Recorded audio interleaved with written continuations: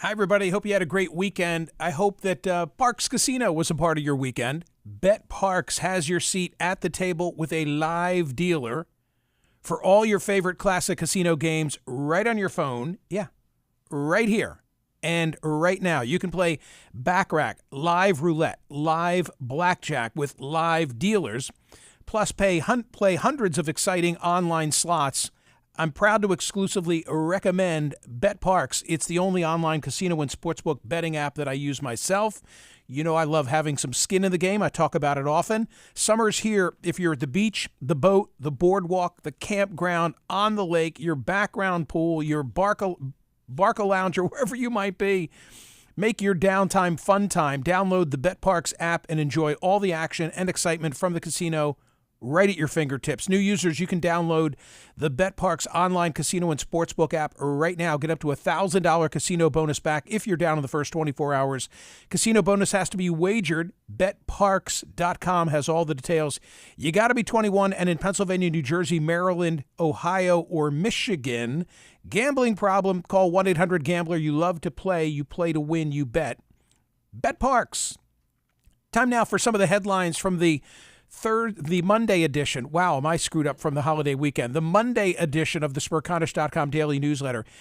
So yesterday, tail end of the July 4th weekend, Sunday afternoon, I'm having a conversation with a buddy of mine as to what might change the impasse. And that's what it is, this impasse with regard to President Biden. You know, we've been talking about the fact he was terrible in the debate. The Stephanopoulos interview did not save him. Murmurs became whispers. Whispers are growing louder. I personally moved into the category of not if, but when, with the commentary that I delivered on CNN on Saturday. I may be wrong. The president has hunkered down. He's out on the campaign trail. Interestingly, he seems to be moving toward his support among African Americans in particular. Those two radio interviews that he did after the Stephanopoulos interview last Friday, then appearing in a black church in Philadelphia yesterday, kind of an underlying developing current that I see of how it's the elitists, whether they're donors, whether they're elected officials, whether they're influencers, but they're elitists, maybe white elitists, who want him out, and he's going to that core support that he's maintained in the black community. And ever since the South Carolina primary back in 2020 has largely been his bedrock of support. Well, now Congress is back in session. That might alter the landscape. But anyway, in my conversation with my friend yesterday, we were wondering, and I could see this being a poll question for tomorrow, what could be the tipping point? Beyond Jill, right? Beyond Jill, beyond Val, beyond the family. Is it the polling data? Is it the donor class? Is it Hakeem Jeffries and Chuck Schumer? Is it Barack Obama and Bill Clinton? Like, what is it in this orbit that could cause President Biden to say, I'm not going to be the Democratic candidate? And my friend wondered aloud, what about the delegates? Could it actually be the delegates? And I did a quick read of the subject of what kind of latitude do they have. The Associated Press noted that the rules that apply encourage but don't specifically require delegates to vote for the candidates they're pledged to support. Instead, the rules say all delegates to the National Convention pledged to a presidential candidate shall in good conscience reflect the sentiments of those who elected them. In other words, thousands of delegates that Biden won during the primary season are bound only by their conscience to actually cast their votes for Biden when it comes time to select a nominee, although it would be unprecedented for delegates on a wide scale to support a candidate other than the one they were pledged to support. So yesterday, I pulled the rules. I pulled the rules and read the rules that apply to the Democratic National Convention. In fact, for the benefit of our YouTube friends, we're showing what it looks like now. It's a dense read, but not as bad as the dense read that I had to make of Project 2025. But indeed, under roll call votes, here's the language in the DNC rules. All delegates to the National Convention pledged to a presidential candidate shall in good conscience reflect the sentiments of those who elected them. The point is there's some leeway there. There's some latitude there. Now, there's also a check by the candidate on that provision. What is that? Well, a feature of the party's rules that makes a delegate revolt against the presumptive nominee unlikely is that the candidate has the right to review and make changes to their slate of delegates in each state, ensuring that the delegate slots are filled by supporters loyal to the candidate. So, what's the point? Sorry if your eyes are glazing over. The point is that there's an out for delegates, but there's also leverage that can be used by the candidate, in this case, himself. Bottom line, it would be messy. The Democratic Convention, the Republican Convention is 1 week from today. The Democratic Convention is 6 weeks from today. If delegates, it occurs to me, are the last resort, it would probably mean, as a practical matter, that the president survives in the short term, gets beyond this situation where he is right now, and that there is another incident that causes this to then come back into the fore. So only as a last resort, in light of further developments, do I see the delegates stopping a Joe Biden nomination that he wants and others oppose. There is that escape hatch, but it's highly unlikely that it'll be utilized. More headlines from the Monday edition of the newsletter. Actually, TC is back. We are thrilled to see TC back from her hiatus. Exactly. Thursday, the question was, it was July 4th, are you proud to be an American? 81% and change of our audience, 27,000 plus, said, yes, I am proud to be an American. Well, and I would say I am also proud to be an American, but boy, is this a crazy time. And I kept thinking, people all week last week, Monday, Tuesday, Wednesday, when I was off, said, are you glad you're off? Are you glad to get some time off? And I was like, I feel like I'm missing so much. Like, no, I got to get back. So yeah, I am proud to be an American, but what a week this is going to be. The reason I asked is not only because it was a good question to ask for July 4th, but I wanted to do a comparison. It's not exactly apples to apples with Gallup. Gallup asked about this, but they had more choices than I offered. 2 in 5 Americans, 41%, say they're extremely proud to be an American. The 5th consecutive year, this reading has been 38 to in the 43 range. Another 26% of U.S. adults say they're very proud. There's been a decline, is what you need to know, in recent years of the number of Americans, regardless of which of these choices you offer, who say, yeah, that's me. So patriotism viewed that way in decline. Friday poll results, 27,942. Will public discussion about President Biden's mental acuity ultimately help or hurt Donald Trump's chances of election? 77% and change said it's going to help him. I don't think they understood my question, or maybe you did understand my question and just disagreed with me. What I was really saying is this a be careful what you wish for Donald Trump? Because will that horrible debate for Joe Biden ultimately cause Democrats to change horses and field a stronger candidate? That's where I was really going, but 77% said it's going to help Donald Trump. Yeah, I put the 77%. I thought that there was a possibility that they could field a weaker candidate. It depends. Well, that brings me then to the Saturday poll question. There we go. 44,396 votes cast, which would make Kamala Harris a stronger Democratic presidential nominee, acclamation or competition. 72% of us said competition. I delivered a commentary on this on Saturday. Many people are talking in similar fashion. Ezra Klein, and we had this in the newsletter, talks about James Clyburn, Biden's key supporter in South Carolina, saying that there ought to be some type of a mini process competition. Morgan Chalfant, today in the newsletter for Semaphore, talking about exactly this, a sort of a blitz primary.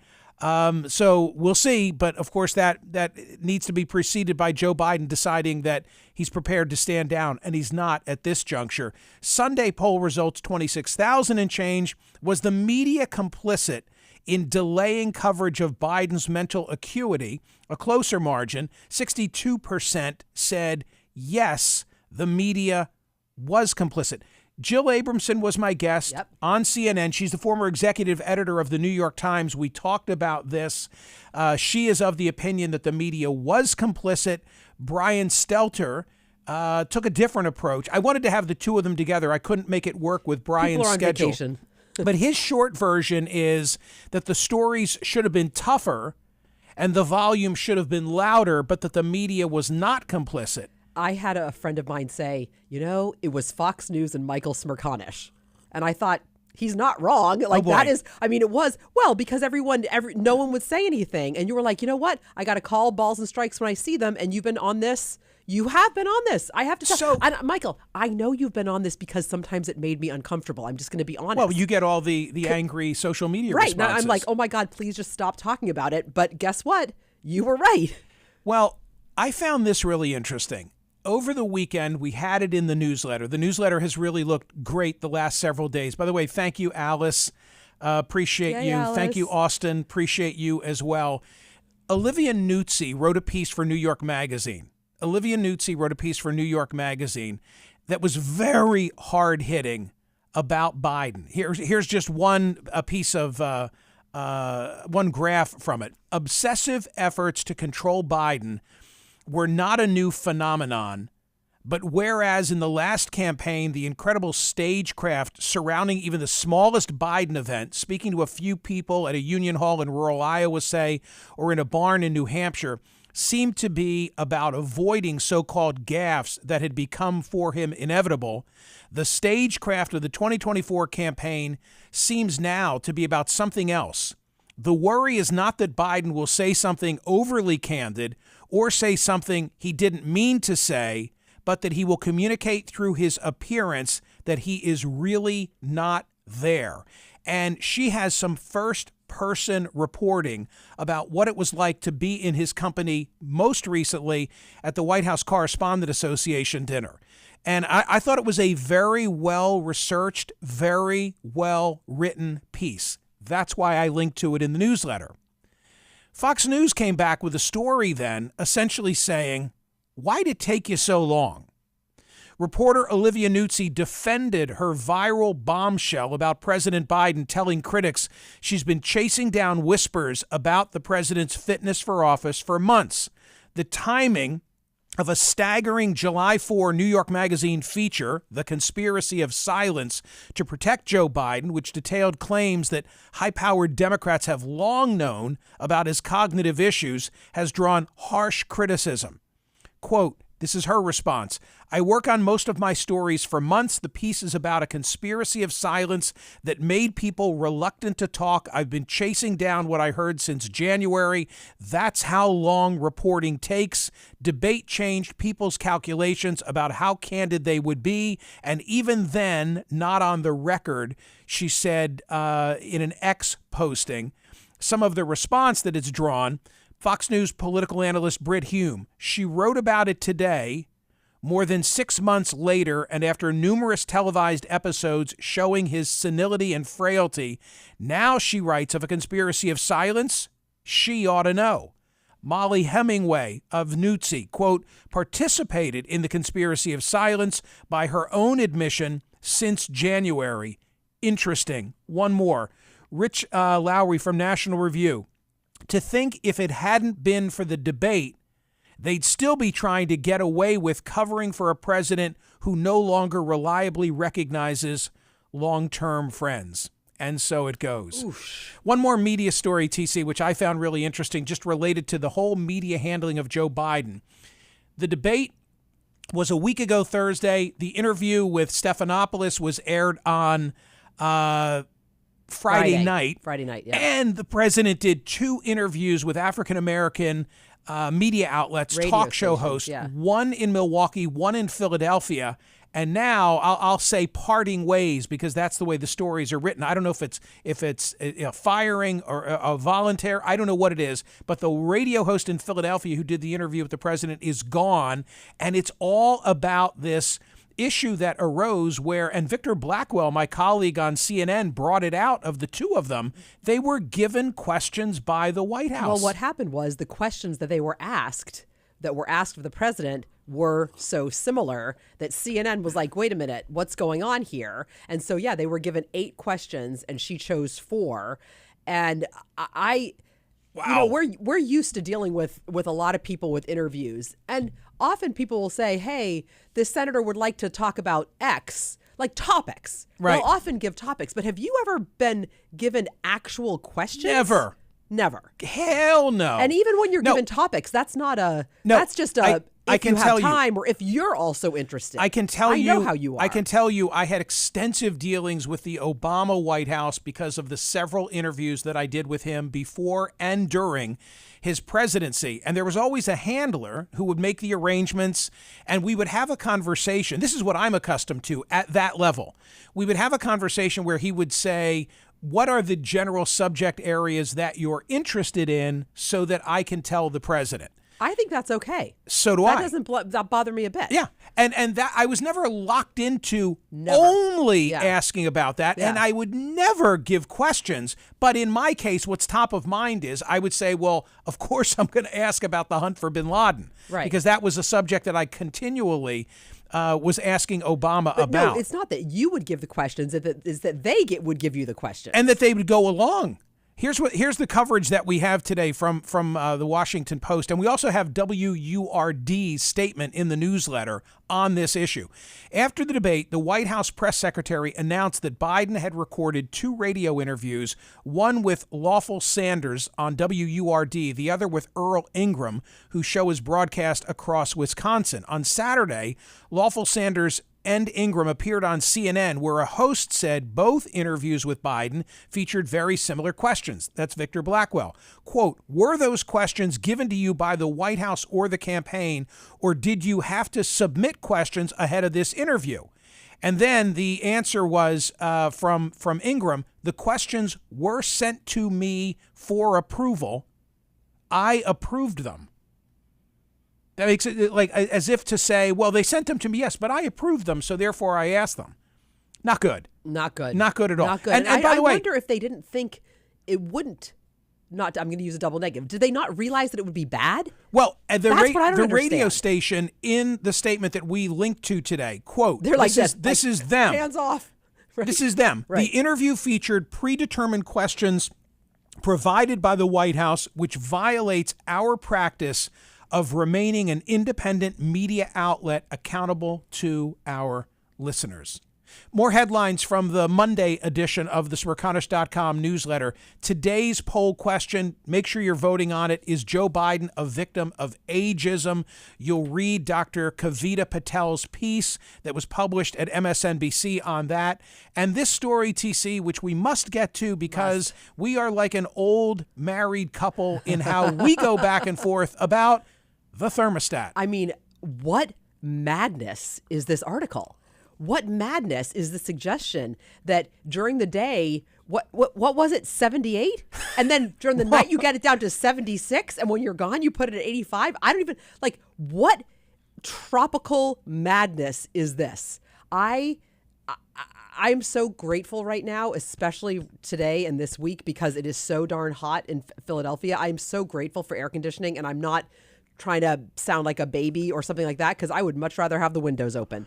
But holy moly. The EPA apparently recommend keeping your thermostat at 78 when you're home during the day.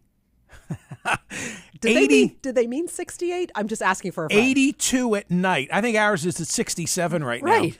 82 at night, 85 when you're away during the warm months.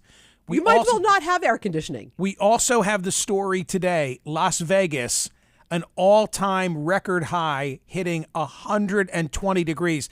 You wouldn't be, as knowledgeable about this as I, because I'm a huge Howard listener, but Ronnie Munt. Okay, all I can think of when I read the story is that Ronnie Munt, who was Howard's longtime driver and has Ronnie the limo driver, who has relocated to Las Vegas. Oh. And it's a never-ending source of ribbing by Howard and his crew about how Ronnie is out there baking in Vegas. So I see 120 degrees. All I can think of is Ronnie, who I'm sure would speak for himself and say, yeah, but I have a pool. Well, I guess if it's 120 degrees, if your AC is set at 82, it feels cool. Oh, my God. Hurricane Beryl making Oh, landfall in Texas. Heavy rain, damaging winds, storm surge, and tornado threats. Just more extreme weather. The Mingle mentioned, I've had several of them in the last couple of days in the newsletter, but this one you got to read. We had it, I think, either yesterday, Sunday, or on Saturday. And remember, all the archived newsletters are on my website. After the lockdown, reports the Wall Street Journal, teens want one thing from their job. Friends. An opportunity to mingle at work. Friends from the summer job, which I think there's a lot to be said for. I think that's great, and I think it's the same for adults. I don't think it's any different. Totally. I mean, with That's all the of whole this, point. with all of this remote work, Loneliness. you're missing. It's funny. I'm about to give a speech to a professional group of people who are real estate owners and managers of big commercial real estate all across the country. They're going to love my message because they want everybody back to work because they're worried about the viability of the conventional big city office building. They are. I want people back physically to work at least several days a week because of the mingling aspect and the consequent problem if you're not together. You know, commercial real estate should really sponsor you. It's true. I mean, it's a perfect message. Listen, there's a lot more in the newsletter today. We've run out of time, sadly. But go check it out. Don't just rely on those headlines that we review here, okay? Vote on the poll question of the day. We thank you. We'll see you.